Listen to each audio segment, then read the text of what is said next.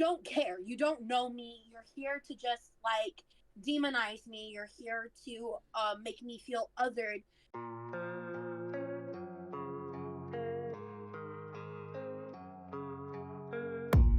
I don't really know what comes next. I'm just doing my best, even though I'm so stressed out.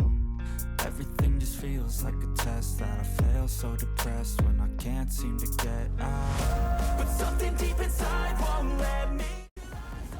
I do try to stay positive, but I also stay real. And this is fucking real right now. Hi, welcome to me and my first ever collab here. I have Mr. Obese to Beast John here on my channel. I'm so excited to have you here. We just finished filming for his channel. Make sure to go watch that video. It was a really awesome conversation. So I kind of just wanted to jump right into it and ask you a little bit about you, your story, and kind of with your health journey, as well as like how this conversation came to happen. Yeah. I'd love to hear your side of that. Oh man. Okay. So a little bit about my story. So I'm 30 now. When I was 20 was when I was at my heaviest. So my heaviest was around 400. I don't have like a set number because I didn't look at a scale for a while. I actually didn't look until I had lost a little bit of weight. But at that point in my life, I was just very scared. I had like this probably irrational fear, but it was a fear that I had of like my weight being like very detrimental to my health, to where it might like kill me. Right. So like I was 20 years old, afraid of being alone in a room because I thought to myself, like, if I have a heart attack and I'm like on the ground, no one will be able to help me. Again, is that realistic? I don't know. Like I didn't have any super huge pressing health issues when I was that age, but I just had that fear. And then obviously, as anyone, I think, well, I don't want to say anyone, but as a lot of people growing up that are especially like the biggest person in the school, you deal with, I was lucky enough that I didn't deal with too much bullying, but that was because I bullied myself a lot. So I made fun of myself a lot to where, other people couldn't really make fun of me. And so that was super common. And I just had like, I had always wanted to lose weight, my entire life growing up, and it was always something that I wanted to do. And a big part of that was definitely vanity, like if I'm being real, but especially as I got older and, 20 isn't old, but like as I got older and bigger, like there were more and more things that I couldn't do that really, really frustrate me. So like I skated when I was younger and I was never very good. And I felt like my weight was really something that held me back a lot in that. And that was really frustrating because I spent years trying to get good and I just felt like I never did. Part of that was also I just never committed because I was kind of scared. I didn't want to hurt myself. But things like that. And there was just so many things that I felt like I was missing out on. And we kind of talked about it in my video where I said like I never felt like I was living. I was just kind of existing, right? And so at 20 years old, decided to start losing weight. That's a whole thing. I lost, 180 pounds ish. Again, I don't know exactly how much because I don't know my starting weight, but I lost a lot of weight. That's a whole literal channel of stuff. But like, I went through weight lost a lot of the weight. It's been 10 years since I've lost the weight. I was really lucky that I ended up I made a video about my loose skin that went really viral. And that's what kind of made it to where I could do this for a living. And since then I've been making videos on, how to lose weight. And then more recently I do a lot more like commentary style videos talking about the weight loss space. And especially more recently since like, I would say like 2020 is when it really started to ramp up, was body positivity, health at every size, fat activism. Again, they're not the same thing, but there's a lot of, intersectionality, Overlap. I guess. Yeah. With those things. And I started getting people saying that I was fat phobic and I had never heard that word before. And I was like, what? Like they said my name, just the fact that it's obese to beast was fat phobic. And I was just like, I don't even know what that is. Like I had never heard of it. And then I started doing research and, there was definitely a time in 2020, probably maybe even 2021, where I was a lot more against it. And I felt like I had to fight it. Where now I am less so against it. I'm against the dangerous parts, what I consider.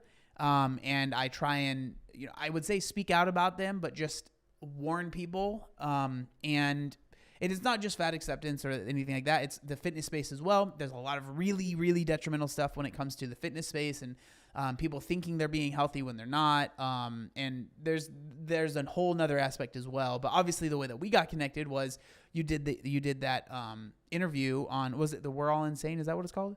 Yep. We're All Insane podcast. Yeah. And I saw that, and I had a few people reach out to me, and then my producer, Rachel, who I work with, she was like, yeah, I think this could be really interesting. Rachel does a lot behind the scenes, and she helps me with like getting content and stuff. And so she was really kind of integral into making that happen. But so I watched the podcast that I thought was really interesting. And so I was like, okay, I'm going to do like a response, I guess. Kind of like I cut up the podcast and the parts that I felt were interesting for my channel, at least. And I shared my response, and luckily it was able to make its way back to you, and you were receptive, which isn't always the case, which is understandable. And that's kind of how this all happened. Hopefully that was a good explanation of everything, but yeah. Absolutely. No, thank you so much. And to backtrack a little bit, I am curious, what would you attribute to the bulk of your weight loss to, like in aspects of the how? I mean, it was mainly diet. Like, it's like calorie restriction. Yeah. Like I've talked about this before, but the way that I lost weight, I would not recommend to other people. It wasn't healthy. Like I ended up developing BED, binge eating disorder. And because so when I first started losing weight, I literally knew nothing, right? I wasn't one of those people that like had like this like background knowledge, because a lot of people that are bigger, they know a lot know like calories and how to lose weight, but it's just hard to put it together, right? I wasn't that person. Absolutely. Yeah, I wasn't that person. I didn't know. If you told me carbs, fats, protein, I was like, I don't know what that is. I just didn't understand it, right? Mm-hmm. So I was starting from a complete place of ignorance, which isn't a bad thing. You're ignorant to something you don't know. It is what it is, right? And so when I first started losing weight, I just did what I call the common sense diet, which again, it started off good. So like for me, I was a very big soda drinker. I would drink a 2-liter of soda a day. I ate fast food pretty much every day. It was just junk food, chips, all of that stuff, right? So I just was like, okay, common sense diet. I'm going to cut out the stuff that, regardless of how much you know about nutrition, you probably shouldn't be eating if you want to lose weight or, focus on that, right? And so for me, that was soda, which was, again, a huge thing. Fast food and junk food, which really was a big part of my diet. So, like, I drastically changed quite a bit at the start. Mm-hmm. And, again, it started out as a good thing. I felt like it was really healthy, quote unquote, for me. And I really did see quite a bit of progress. But then, obviously, I was like, okay, how is this working? Because up until that point, I had never lost really any weight. I was never successful at all. Like the most weight I maybe lost was 10 pounds, right? I wasn't the person that would lose 50 pounds and gain it back, right? I was so unsuccessful up until that point that I truly felt like it was impossible for me to lose weight. Like it was like, I would joke around with my friends like, oh, I don't have a metabolism, or my thyroid has been removed or something, like I just felt like it was impossible for me to. And so once I realized it was working, I was like, okay, I want to continue doing this. And then that's when it started to get a little unhealthy, because I started to learn about calories and I started to learn about that stuff. And then in my brain, I equated calories to bad. And because it was like the excess calories that put me in this position that I don't want to be in anymore. So I need to avoid them at all costs. And so I really, really heavily restricted to where I was probably eating, 700 to 1,000 a day. And that was just obviously too little. And then that's when the BED, the binge eating, kind of started, because I would go, 2, 3, 4 days really restricting, and in my head, like, I'm doing it right. But then after the 4th day, I would binge, and and then I would feel really bad. I'd feel bad about myself. I'd be like, okay, we have to get right back on. And that's how the cycle would continue, right? Because then after the binge, I feel a lot of guilt. I over restrict.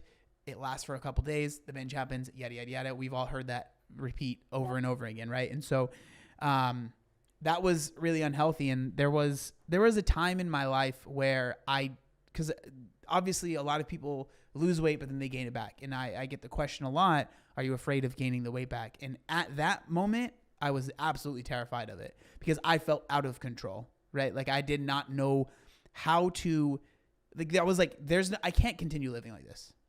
There's just no, I can't do it. And so I was terrified, and luckily, but at that moment I had started going to the gym and lifting, and I had a close friend of mine. He helped me. His name's Brian. He helped me kind of understand more about lifting. And then also he was like, you should probably be eating more, right? And that really helped me. Like for me, what I don't want to say cured my binge eating disorder because everyone's different, but what really helped me was allowing myself to eat more daily, right? So instead of eating 1,000 calories, I was eating, 2,000 or more, but I wasn't having those binges. And that's how those things kind of, I don't want to say figured themselves out. It was a lot of work that I put in, but that's how it got, quote unquote resolved, right? But I started lifting, and then I started really actually learning about macros and macronutrients and tracking your macros and understanding all the nuances and stuff like that. And I tracked for a good amount of time for a few years. And then I ended up doing a men's physique show. It's like when the guys get up on stage and they're naked, right? But they wear board shorts. And so I did that, and I had to be very, very strict with my macros for that, and that was exhausting. I don't like tracking macros. It's not fun for me. It's overwhelming. It's a lot of numbers. I don't like numbers. And so I knew that I was done tracking after the show. I was like, I can't continue doing this. And that was very scary for me. But then that's when I was very luckily through work, but still I think luck plays a part in it. I was able to transition from tracking and doing that show and being very strict to being able to quote unquote eat intuitively. I have another word for it, which we can get into later, to where how I eat now. And I was able to transition into that without having a massive weight gain. Like I've never had any sort of like rebound or whatever in this whole 10 years. Right. And that's something that I'm very proud of. It's been a lot of work. Again, there's a lot of luck. But I do feel like I'm just really happy with where I'm at now. But it has taken a lot of work, but diet 100% is integral. It is so important to losing weight and then keeping that weight off. And that's the most important thing. That's where a lot of people struggle. And it makes me very sad because I don't like seeing people struggle.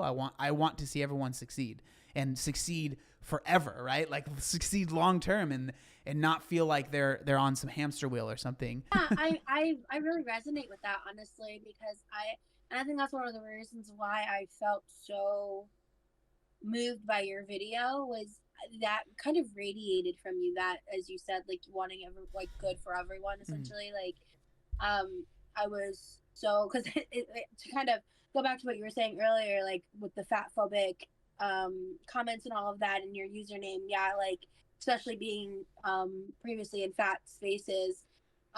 Obese is treated almost, not literally, but almost akin to a slur. And yeah. I can empathize and understand as to why, because at the end of the day, like, random people shouldn't be calling me obese. Like, if me and my doctor need to talk about that, it's a medical term. Like, I'm a human being. Like, you want, like, refer to me as fat, whatever, like, I'm fine with that. But I'm not a big fan of the word obese, never have been. And so it's interesting that you kind of brought that up. In terms of your diet, you were kind of talking about initially, it started out as like a good thing, and then it kind of morphed into disordered eating because it was almost like you were in that one extreme. You started addressing your health, and in your like chase to try to lose the weight, it kind of flipped to the other extreme. Does that kind of resonate for your experience then? Yeah, no, 100%. That's exactly what happened. Yeah. Yeah, so you said lifting is kind of what made like quote unquote helped you fix it. Is that what you said? Yeah, like it helped me not be afraid of calories. That's like the best way to explain it, because I started to understand how much, like, if I'm not eating enough, like my workouts are going to be terrible. I would just be wasting my time in the gym, right? And so I know not everyone wants to like go to the gym all the time and lift, and I'm not saying you have to, but like just like activity, right? Like understanding the relationship between calories and activity. And if you're not eating enough calories, the activity that you like, say if you really enjoy doing yoga, or you really enjoy doing running, or you like doing kayak, whatever, right? If you're not eating enough calories, you're going to feel like crap during all of those activities, right? And so it was like realizing that was integral for me. I think being able to transition from calories are evil to calories aren't evil, but how I use them can be quote unquote evil, or like they can be detrimental to me, right? Yeah. Yeah, that's a really great point. So, and in fact, because recently, actually, like in some of the stuff I've been watching and trying to figure out, I've been watching other like super fat people on TikTok doing like chair workouts and things like that, and just people talking about fitness. I've been trying to engage in more of that media, which is sometimes hard for me because I do feel like a lot of it is very othering from someone of my size and my experience. It feels very inaccessible a lot of the time. And so I've been trying to kind of gauge and figure out where I can kind of make it accessible and fit in, because as I've mentioned, I think in our previous conversation, like I have multiple leg injuries, I have multiple like pain issues, I also have like chronic nerve pain and things like that, so it's a lot to work around, and that's one of the reasons why I'm so blessed to have a pool, right?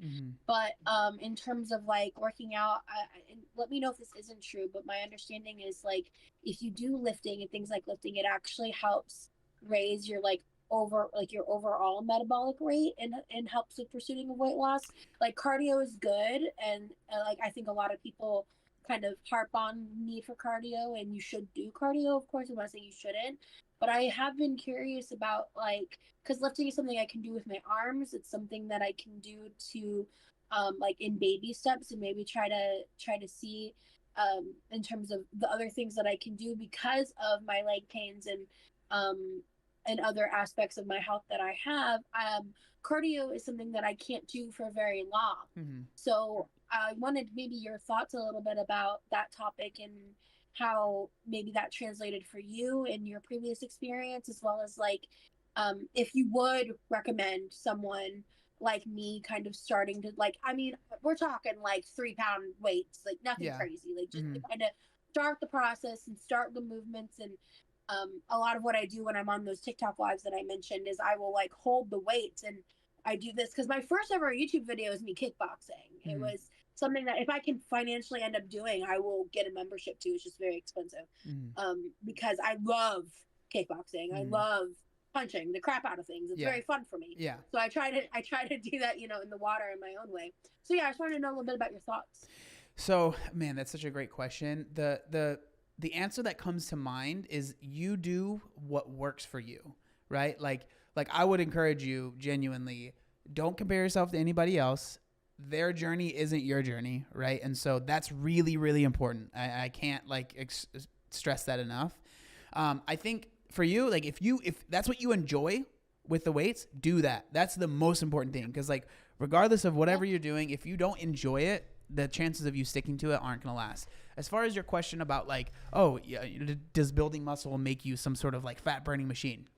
To an extent, yes. Right. And so, the reason that people will say stuff like that, and like why I do think that I have been able to keep this weight off, is a big part is because of the muscle that I have. Because the more muscle you have, basically in the most basic terms, the more muscle you have, the more calories you can eat and not gain weight, because you have more mass, right? And so that's why when someone is 500 pounds and like they go on, or they're 600 pounds and they go on 600 pound life, right? And then Dr. Now is like, he's asking them how much they're eating, and they're like, I only eat 1,200 calories. And he's always like, that's a lie, right? And a lot of people are like, how could he know? It's like, to maintain that size, you just have to be eating more, right? And so that's why when you have, say you have some large size, like I weigh 215 pounds, but a lot of that is muscle. So it means that I am able to eat a good amount of calories. So muscle just requires more energy than fat does, right? And so that's why having muscle is so helpful in just basically allowing you to eat more calories and not gain weight, right? But like for you, like the position that you're in, like you should just do whatever gets you moving, and like never feel like it's not enough. If you getting up and just walking around your room is hard, right? And it feels like a workout, that is a workout. Like that, it might feel like, oh, this is not enough, this isn't a workout. And maybe it wouldn't be to like, someone that's 150 pounds, but like you're not, you know what I mean? Like it's just, you have to, it's so important. And I get so frustrated because like I see that on TikTok all the time, and like, TikTok's terrible. There's a lot of good stuff to it. Like I've had some really nice comments on there as well. I've had some really mean ones, but it's like, if you're 500 pounds, like you should not be thinking I should be sprinting, or, you know what I mean? That's just ridiculous. Like you do what works for you at the time, but then you just focus. Okay, I walked around my room 5 times. Okay. And I was like out of breath and I felt like I couldn't go anymore. Right. I don't, this is just numbers. Yeah. And then next time you think, I'm going to do 6. That's how you get better, right? And then eventually you're like, dude, walking around my room is like nothing. Then you go outside, right? Whatever that is, right? Like, or in the pool doing whatever movements don't hurt, which is important, right? Just get moving. So many people feel like we get so caught up in like, does this count? It counts if it's hard. Like, that's what matters, right? This is just stuff that I've seen, and I've seen people that are in similar positions to you, or it may sometimes even bigger, feel like they have to go to the gym and they have to do these really hard workouts, and then they feel, can I cuss? Please. Yeah, they feel fucking horrible for 3-4 days, and they're like, I don't want to go to the gym again. And I'm like, yeah, I get it, because I wouldn't want to either, right? And so it's like, so many people feel like they have to go super hard and do these workouts that these people that have been working out their whole lives are doing. And it's just literally not necessary. And I think it's detrimental. There can be injuries, but like, even if there's no serious injury, like if you feel like that was like the worst thing I've ever done, I never want to do that again, you're probably not going to do it again. Right. And so it's like, find what works for you. You said you like kickboxing, do that. And it might not look like kickboxing that people are doing in kickboxing gyms, but like, whatever. It's you moving, and that's what matters. Sorry, I went on a tangent, but I'm very passionate about that. No, I appreciate that so much. And that's kind of like what I feel like that's kind of what I like said in my kickboxing video. It's like, it was like my debut video to YouTube. Mm-hmm. And I got like a Groupon, and I went and did some classes, and it was incredible. Mm-hmm. The staff was amazing. I ended up, a couple months after that was when I was having issues with medications, and so my mobility took a bit of a backslide, and I've been working back on it again. So when I was doing it at that point, my mobility was like kind of impressive for my size. Mm-hmm. And then I've just been kind of, I've regained some of it, because like when I was going through, like, the people who've been watching my channel know I've been on a extensive like mental health journey these past 6 months, and I had to do, I think, like 10 medication trials, and it was awful on my body. There were like 2 to 3 week periods where like I just couldn't get out of bed, not because I physically couldn't, but because my brain was just not functioning. And it was like, it's one of those things of, you don't use it, you start to lose it. And that's kind of what started happening, and it was kind of freaking me out. And so that's why I've been trying to get back into the swing of things. And like, there was a period this summer where I was getting in the pool, working out every single day, and I just haven't been able to get myself mentally to back to that point yet. And it makes me like feel like I'm not good enough, like I'm not doing enough. And so this is why like I'm so happy these conversations are happening with you, because I really, I didn't want you to ever think like I was just like trying to kiss your ass or anything when I wrote you that comment, because like it truly, your video truly moved me to tears. And it caused me to really reflect on like where I was making decisions from for the past 10 years regarding my viewpoints on a lot of these topics.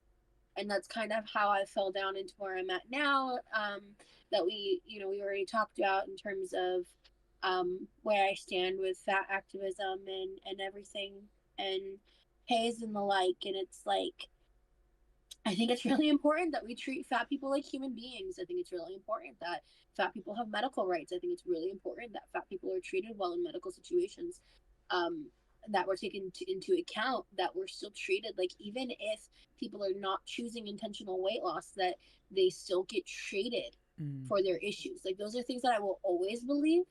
But at the same time, I've really started waking up to the fact of how much these movements have become the echo chambers of self-justification that I myself have used.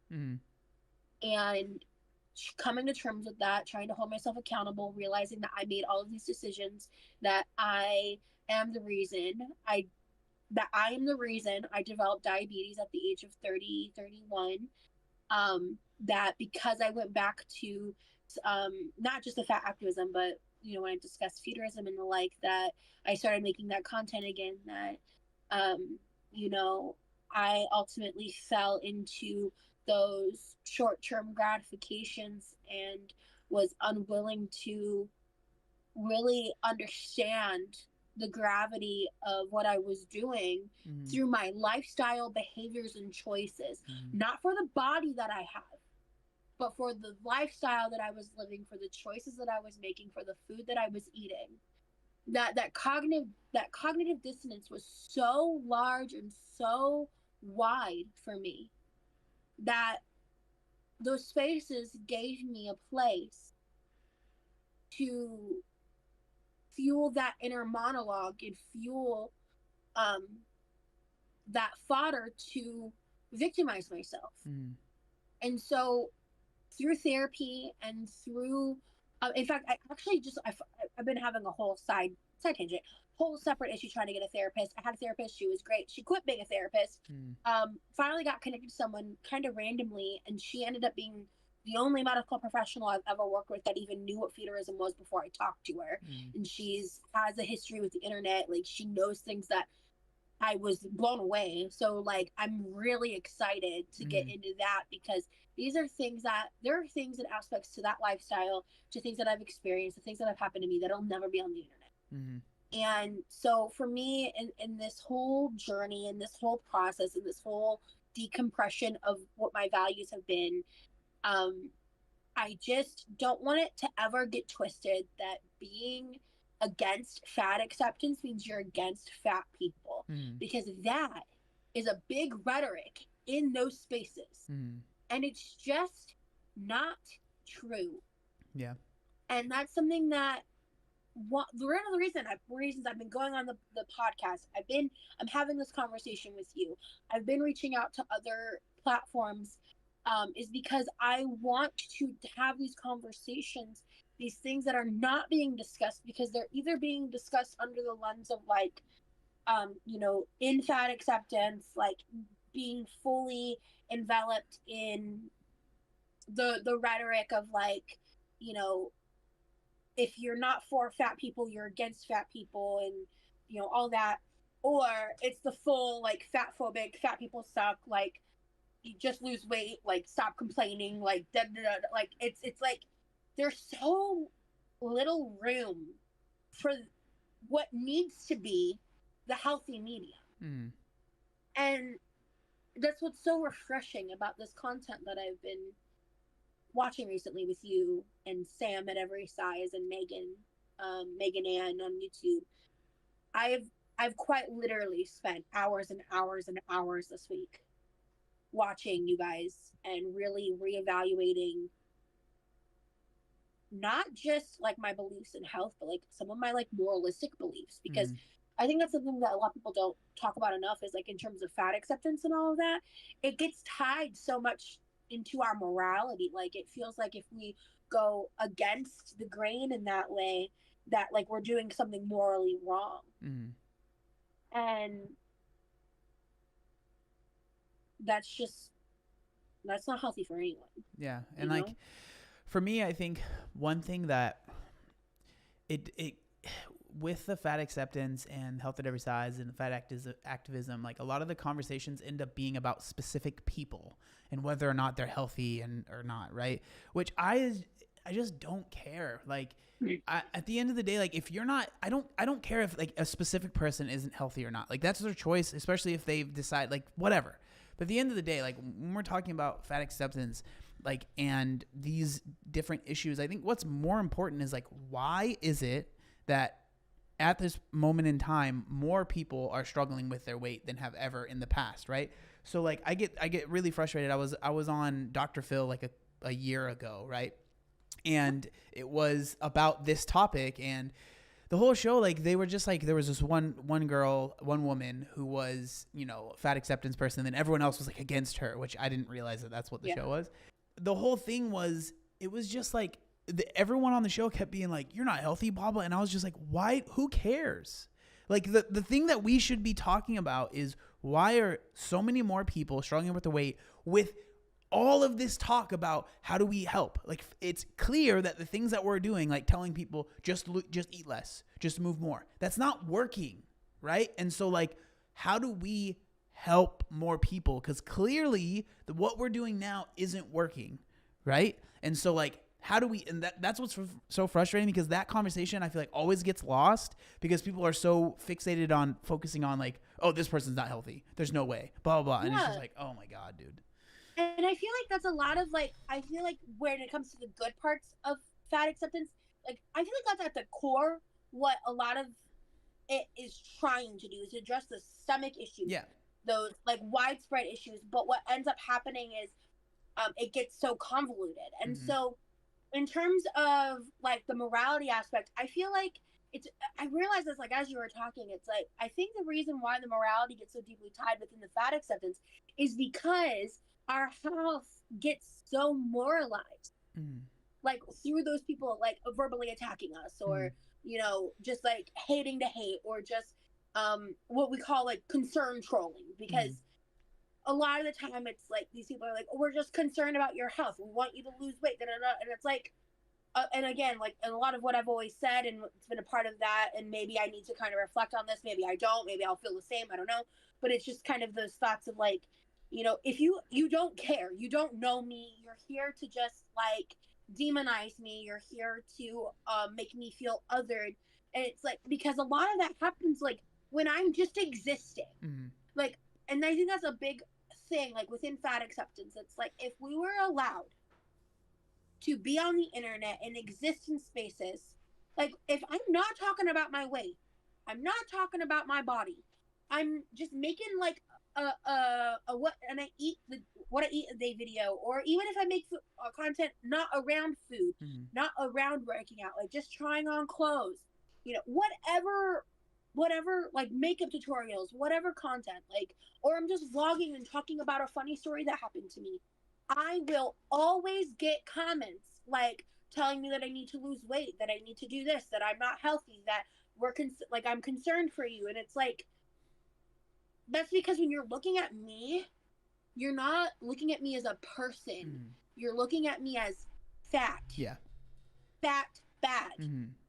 I'm afraid of you. I'm afraid to be you. I'm afraid to have fat on me, so you scare me. I don't want to look at you because you are my biggest fear. Yeah. That's not my problem. Stop looking at me. Yeah. You know? And on that aspect of like fat activism and all of that, like that's what aligns with me, and like what makes sense to me is because I should be allowed to be a person before a fat person. And that message gets lost when fat activism is used to try to push like false narratives, or push narratives that prioritize, like, I guess, that like deprioritize health and like misinformation to justify the rationale of trying to achieve that goal, which is valid and an important goal.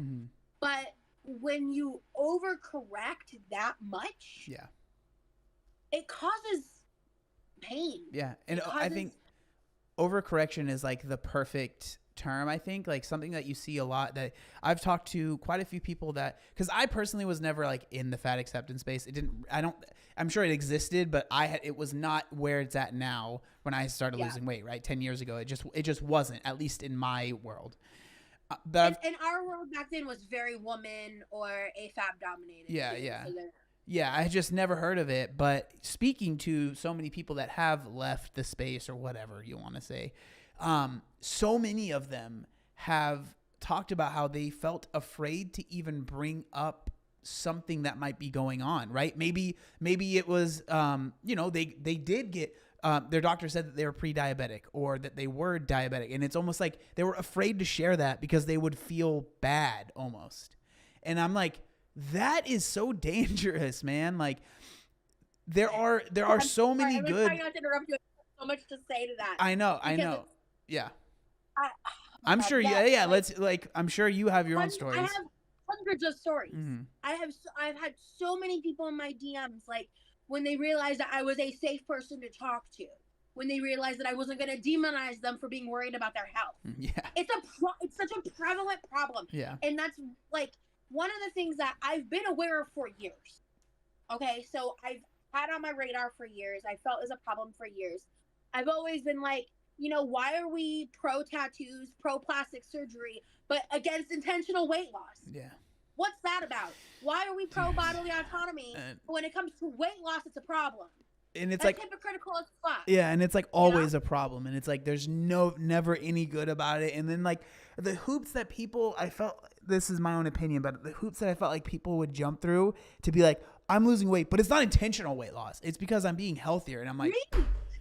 Oh my God, it's me. Yeah, I've done that. Yeah, I've said that because if we don't put that classifier, we will be like gossiped about, talked badly about, told we're not. I mean, even if you do put it, right? It happens. Yes. Like, yeah. And so it just was you like, get unfriended. Yeah. You get removed out of the cool cliques. It's so fucking weird. And that's why, like, one thing that we kind of talked about off camera, where I think is, and you've mentioned yourself, that I think that you notice more, the more these people age, the less you see them in the spaces, because they're like, I need to, you know, like, you can only be a healthy 20-year-old for so long. Like, listen, there's not a lot of record of this out there for me, because I had to delete my first Instagram account. That's a whole story. But I was that 23-year-old who thought I was invincible, who thought I was fat and pretty, and that I was like, this was before I ever made content like for real. Like, this was back when I was just kind of like dabbling around on Reddit or whatever. But like, or I had done that, and then I moved over to Instagram, so I was just kind of on Instagram doing the body positivity stuff. And I really believed that like there could be some longevity, but even in that belief in the back of my head, I was like, oh, I'll start trying to figure it out when I'm 30. Hi, I'm 31. Yeah. Can I bitch slap 23-year-old me, please? Because what was that? That was just being like, youth is such a saving grace for your health, and you're not going to realize that till you hit 30. Yeah. Or maybe if you're lucky, 25 when the prefrontal cortex figures the shit out, you know?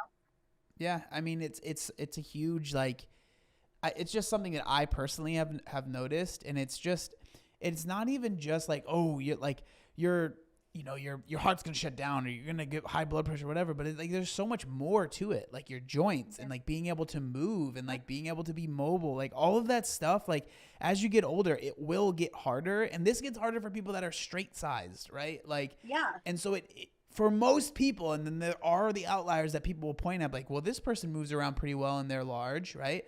And I will say, I think a lot of times it's kind of not very real. I'm not going to mention the person. I don't want to mention their name, but they've recently been losing some weight, and they posted a dancing reel before, like a before and after. They had lost some weight, and before they were very like positive about movement and like, I can move even though I'm big. But then they like shared their story, and they showed a little bit of like after they cut the dance in the original video, and you could see their face. They were in so much pain after doing that dance, right? And they talked about how like they made it, and they probably believed that like, oh no, this is normal pain or whatever. But like now that they've lost some weight, they realized how different life is and how different movement is. Again, everyone's different, but like that's just another example of this, exactly what we're talking about. I think a lot of times people will overstate how mobile they are, and because it again fits into the narrative that they're trying to push, right? But also it's because if we don't, then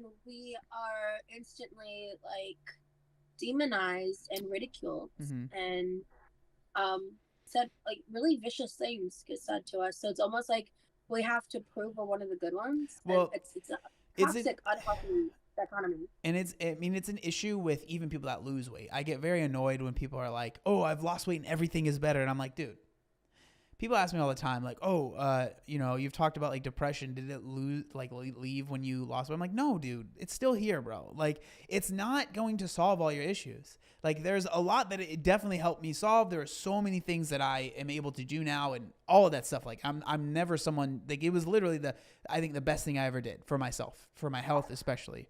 But it wasn't like I lost weight and now everything's good and it's all happy. And I get so annoyed when people are like, they treat it like it's some silver bullet that's going to fix all your problems. It's not going to do that. There are certain things that it can fix, But I think it's important to like be honest with yourself and think, what can this actually fix? And what are things that I'm going to be dealing with for the rest of my life, which isn't a bad thing. We all have our own things that we have to deal with, right? But like losing weight is not going to solve all of the issues. One big thing that I notice is people that have low self-esteem.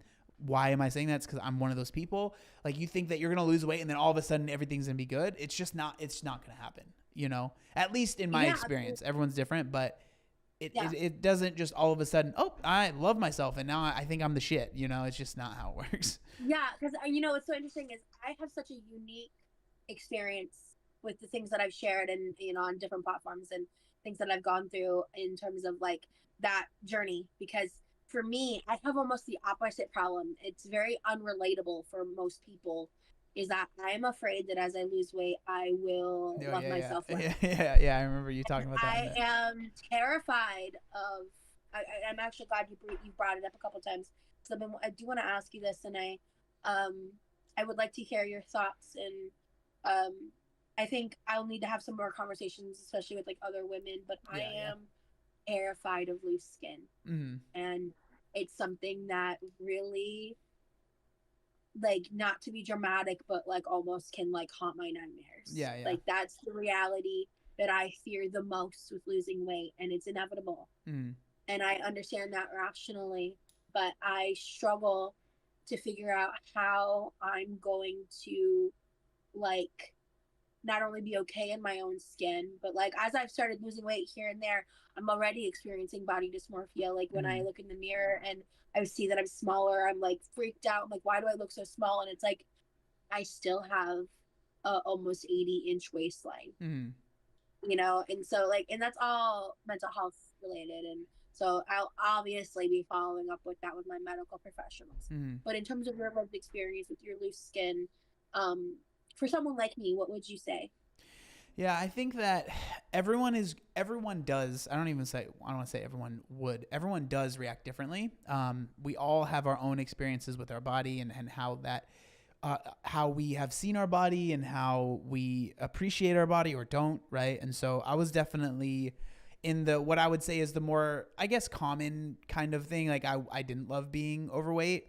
Like not saying that you do, but like, you know, there was like, I would dream, speaking of you talking about you dream, I would have dreams of just being skinnier, right? Like that was like my main part of the dream was that I wasn't as big as I was. So like for me, the loose skin has always been more of a byproduct of the, I don't know, like hard work I put in, but just like the effort that I have put in, like it shows that.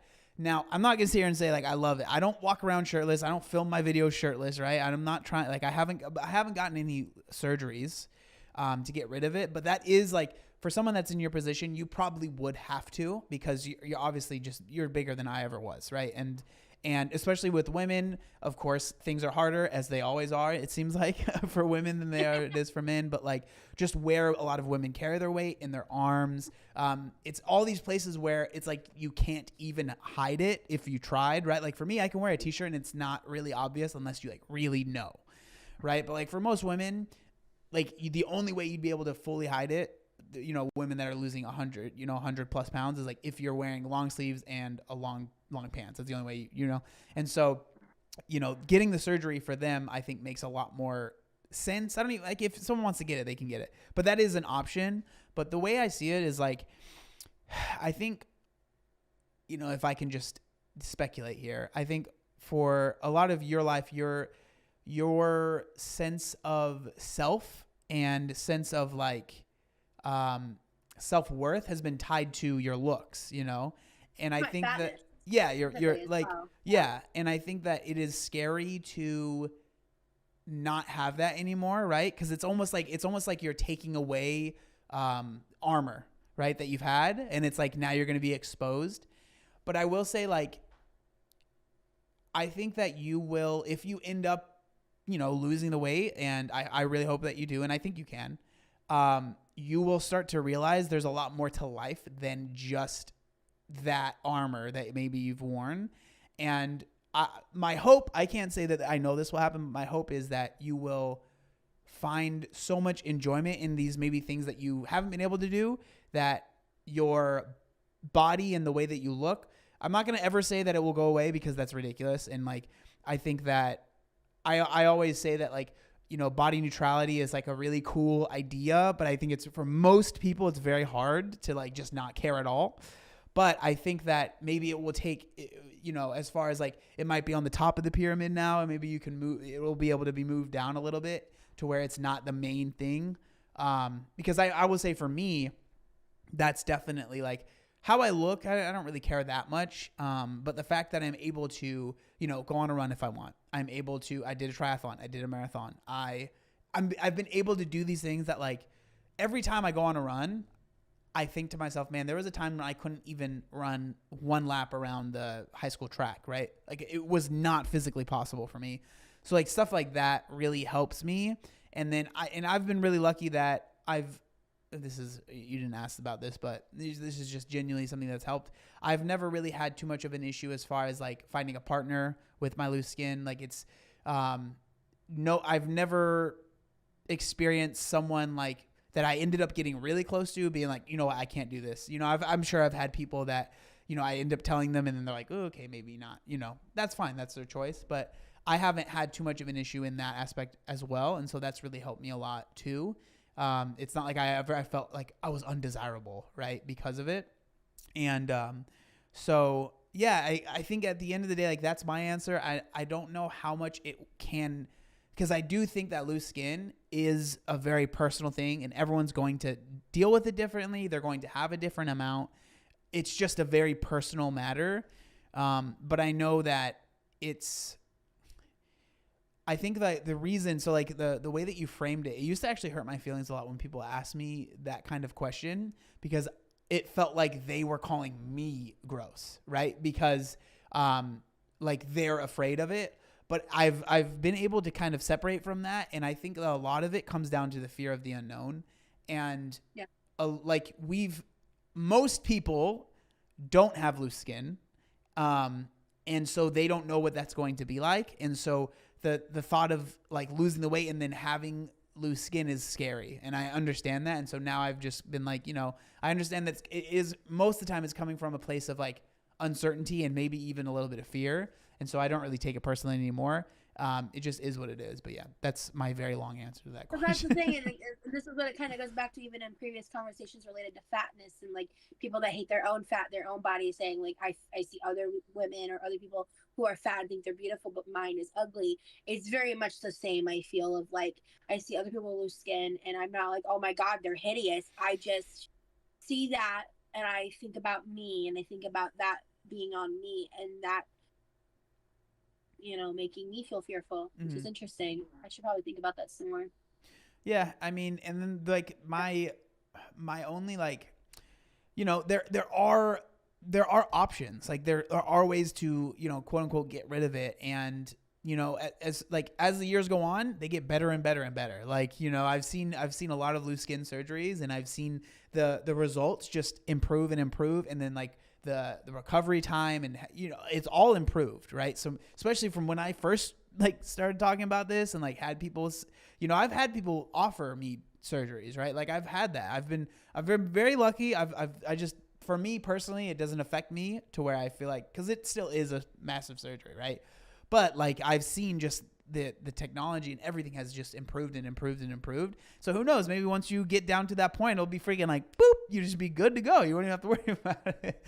But right, that'd be amazing. It's just, this has been a very eye-opening conversation, a little emotional for me, I think.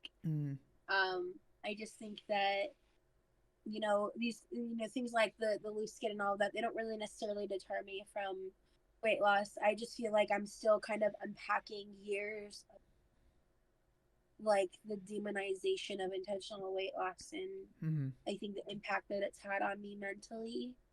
And I do want to use my journey and my story and my voice to kind of just highlight that and realize that, you know, I attributed so much of my own worth related to my fatness as an overcorrection of learning to love myself. And in the process of doing that, I ended up hurting myself in the long run. And you know, in a lot of ways, I don't regret a lot of my journey. I wish I could have maybe been a little more nuanced and a little less ego driven when I was younger. But I think we all have our life experiences for a reason. We all go through different experiences in our lives for a reason. And I really have a desire to, I really do have a desire to lose weight. Yeah. I just, And there's nothing wrong with I saying feel, that. but I feel I know. a literal like this claw in me almost Mm. of like, I can't say that. Yeah. And that is the problem with fat advocacy. Mm. And like the way I see it is like there's nothing wrong with that, but the thing that's really cool is that like you have what it takes in you to literally completely change your life. You know what I mean? That's what I think is so cool about weight loss, and especially like massive weight loss. It is very difficult and it's not easy, right? If it was easy, everyone would do it. But like there's I love the stories of hearing, like I've interviewed people that have reversed their diabetes, right? Because they lost weight. Like I've so many insane changes. And like, you know, if we're talking about obesity as a disease or, you know, there are a lot of diseases and afflictions that come onto us as humans that we can't do anything about. It doesn't matter how hard you try. You can spend the rest of your life trying to fix it, right? Trust me, I know. And it doesn't matter, right? It'll get you, right? And it's very sad, and I'm sure a lot of us have had really terrible experiences with a lot of these things. But obesity is one that I do believe we have the tools. It's just I feel like we're not implementing them right. You know, and when I say we, I mean us as a whole, as a society. Like I feel like we do have what it takes. I just wish that we could like figure it out, you know, like we have the ingredients, but we're like putting them in wrong or something, you know? Well, and I think it has so much to do with our mental health. Mm. And as a whole, our society is really broken right now. And there are a lot of obstacles and issues regarding economic, sociological, so on and so on. And there are a lot of things that have to be overcome and have to be addressed. And it is so much easier to look at those things and see them as reasons why you can't, instead of looking at those things and figuring out how to maneuver around them. Mm-hmm. And that is something that I feel for most of my life. I've certainly seen the obstacles and felt they were, as you mentioned earlier, when you were younger, it just seemed you thought it was actually impossible, that you were the like somehow biological exception and there was no way you could do it and you were the broken one and there's just no other realm for that. And then when you proved yourself wrong, you know, and it's interesting because I feel like I relate to that so much of when you prove yourself wrong, you immediately jumped to the other side extreme. And that's I think such a relatable experience in the pursuit of health. And that's why I want to try to come at this from like a slow burn approach. I don't want a dramatic weight loss story. I don't want to lose a bunch of weight in one go. And, you know, one, that'll help with the skin thing. And two, the actual rate of losing weight that's healthy is 1% of your body fat, which for me is like about 5 pounds a week. So people that are losing 10, 20 pounds in like a week or two, like that's considered drastic weight loss. And so I don't want a yo-yo diet. I don't want to severely restrict. I don't want to make things harder for myself. I want to focus on the behaviors and building the mobility and eating better. Like in July, I did a no eat out challenge. And the closest thing I did eating out was I got a Costco slice of pizza because I didn't want to not eat and binge later. And because I was out and about with my mom that day. It was the day we did like the kitten.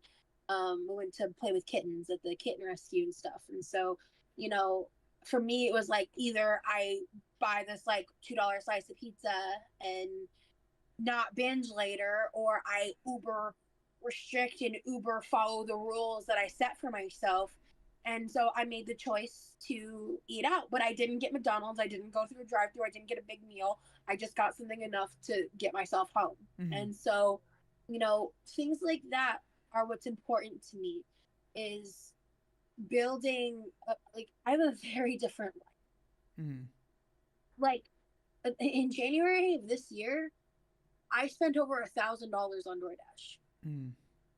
Because I was making content with it. Mm-hmm. And I was eating out that frequently. I think one day I dashed 4 times. I don't live like that anymore. And I never will again. And I can say that with my whole fucking chest. Because I'm never going back to those places, to that place I was in, to those communities. And I think that's one of the reasons why I burned my bridges so hard, is I knew I could not go back. So, you know, I just think it's about trying to find the balance of it all. And I think it would be so cool if 5 years down the line I have that success and I'm able to show, like, you know, the slow burn can work if you're willing to give up the need for instant gratification. Even a lot of people's weight loss stories are still itching and driving for that instant gratification, that like 100 pounds in a year. You know, it took me 25 years to get here. I'm going to give myself some time. And it is hard to do that when the world around me is like, oh, you're not losing weight. Oh, you're never going to lose weight, because I'm not performing weight loss for them. And that's not what I'm here to do, you know? Yeah. Yeah. At the end of the day, what I always tell people is that, like, the goal shouldn't be to lose weight as fast as you can. It should be to keep the weight off. Right. And so that's going to look different for everybody. You know, like for you, I think losing 5 pounds a week is, that's incredible. You know, I don't think that there's anything, I wouldn't ever expect anything more from anybody, you know? But, you know, like, just like encouragement to you. It's, you know, it's going to be difficult. And especially if you do decide to share that journey online, I'm sure you already kind of know this, but it will make it harder. I'm just going to be honest. Like, you know, losing weight is already difficult, but then sharing that journey online makes it more difficult because everyone has their own opinion. You know, if you ever have any questions, I'll do my best to, you know, answer them. But like, you know, just, I always say start slow. It doesn't need to happen right away. You know, pick out a few, and I'm giving you advice now, but whatever. This could be for anybody, but like, all the advice. Pick out a few habits that you are like, okay, this is a bad habit, right? I'm sure we all have those. And then obviously this is strictly about weight.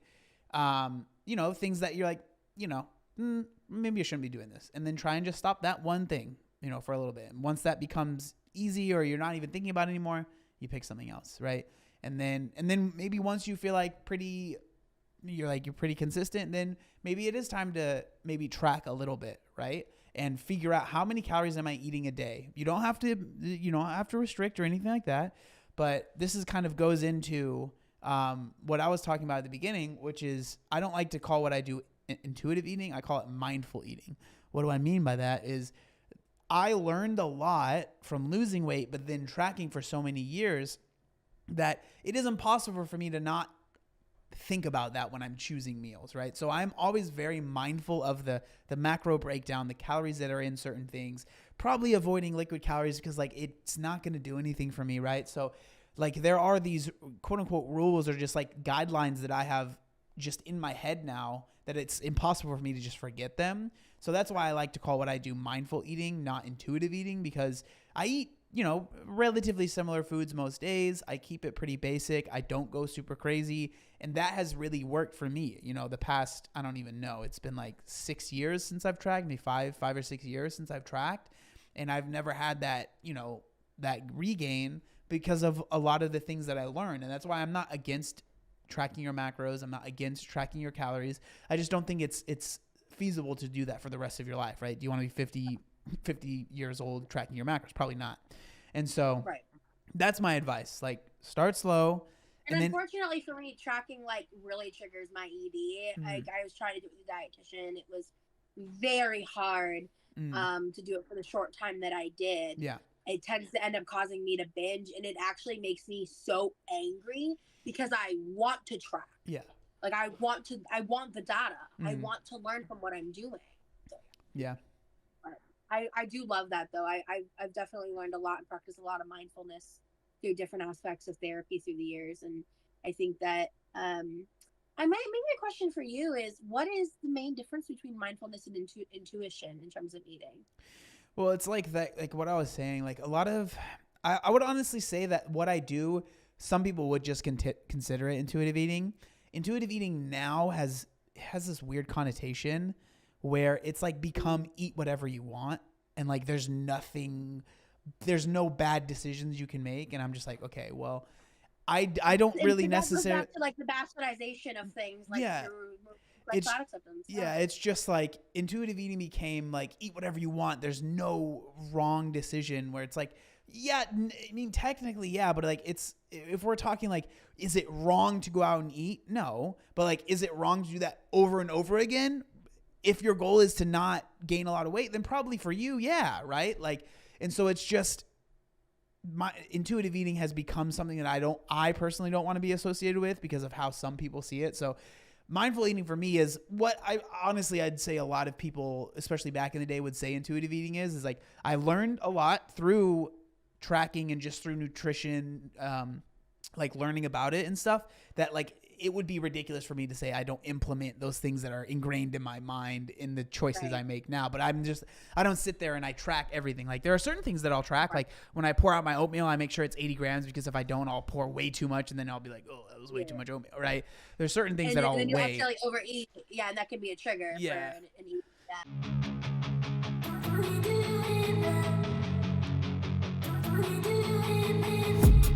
I've been dreaming on in my head like I've seen it. A life worth living is a life with meaning. I'll do what I love till my heart stops.